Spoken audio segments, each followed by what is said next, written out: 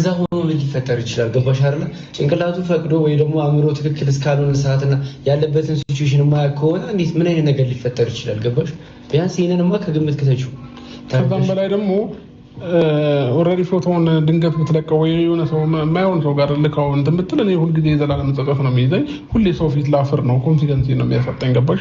ስለዚህ ያንን ነገር እስከማስተካከለው ለምንድን ነው ጊዜ ማሰኝ? በቃ እሷንም ላግኛት በመጀመሪያ ዛሬ አሁን ገና ከጠዋቱ 4 ሰዓት ነው። ከሰዓት ቀጥራትና አገኛታለሁ። እንደልችልኝ እላታለሁ። ቪዲዮዎቹንም ፎቶዎቹንም እንደልችልኝ እላታለሁ። ማትደልት ከሆነ ደግሞ ወደ ህግ እሄዳለሁ። በቃ ችግር የለውም። ግን ደግሞ በቃ አንቺ ቢያንስ ተረጂኝና ነገሮችን እንትን ለማለት ሞክሪ። ሁሉም ነገር ከረፈደ በኋላ አይደለም አብረን በመጀመሪያ እንደዚህ አይነት ነገሮች ውስጥ መወሰን ያለብን።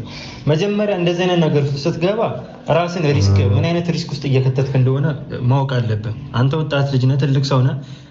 እንደ ህፃን ልጅ አይደለም እኛ ምን መክረህ ገባ አይደል? በአንተ የመጣ በጣም ብዙ ነገሮች ውስጥ እየገባን ነው። መገናኘት ከማንፈልጋቸው ሰዎች ጋር እየተነካካን ነው።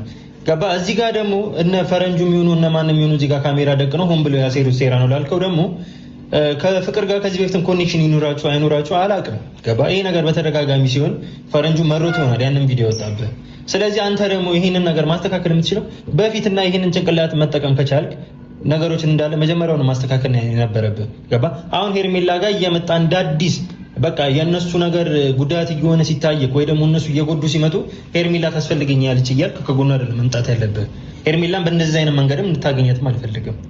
እሱም ብቻ ሳይሆን ይኸውልህ አብርሃም፣ አንድ ነገር ግን ቆም ብለህ የምታስብ ከሆነ በጣም ይሄ ነገር እየተደጋገመ ነው። በመጀመሪያ እዛች ጋር እነሱ መጥፎ ነገር ሲሰሩ አይደለም የኔ መልካምነትና የኔ ጥሩነት የኔ የሆነ ነገር ሊታይ የሚገባው። ገባ? እኔ ለማስረዳት ደግሞ እኔ እንጃ እስከዛሬ መዘግየትህ እኔ እንደማትፈልገኝ ነው የሚያሳየኝ። ገባ አይደለ? እኔ ደግሞ በዚህ ልክ እንደማትፈልገኝ፣ እንደማትወደኝ፣ እንደማታከብረኝ እያሳየኝ አብሬ ልቀጥል አልችልም። እኔም የራሴን ውሳኔ ወስናለሁ። አይኑ እንደምወድህ አይኑ እንደማፈቅርህ በጣም ብዙ ጊዜ ልታገስህና ይቅርታ ጠይቄ ይችላል። አንተ አጥፍተህ እኔ ይቅርታ ልጠይቅ እችላለሁ። ፍቅራችን እንዲቆይ ነገ የሆነ ቦታ ላይ እንደርሳለን በሚል ሀሳብ። ግን ደግሞ እንደዚህ አይነት ጥፋቶችን ስታጠፍ ልብ ያሻክራል አብርሃም። ስለዚህ የራሴን ውሳኔ ምን እንደወስድ እስቲ ብቻዬን ተወኝና ቤትም መተህ ለማስረዳት አትሞክር። ምክንያቱም እያየሁኝ ነው። ተረዳኸኝ? ምንም ቢሆን አብርሃም ወንድ ልጅ ነህ። እሷ አንተን አስተኝታ የሆነ ነገር ሊፈጠር አይችልም።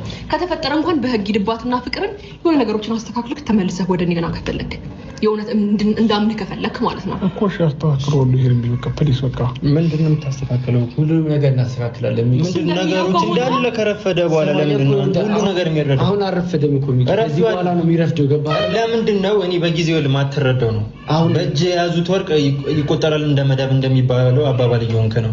ሄርሜላ እጅ ላይ እያለች እንደዛ ትሁት እየሆነችልህ እንደዛ አፍቃሪ በሆነችበት ሰዓት ላይ አንተ ምንም ከጎኗ ልትሆንም ሄርሜላን በቃ አንተ የምትፈልጋት እነሱ ጥላቻ ሲያሳዩ ብቻ ነው። በእንደዚህ አይነት መልኩ ደግሞ የእነሱን ጥላቻ ስታይ ደግሞ በቃ ለእኔ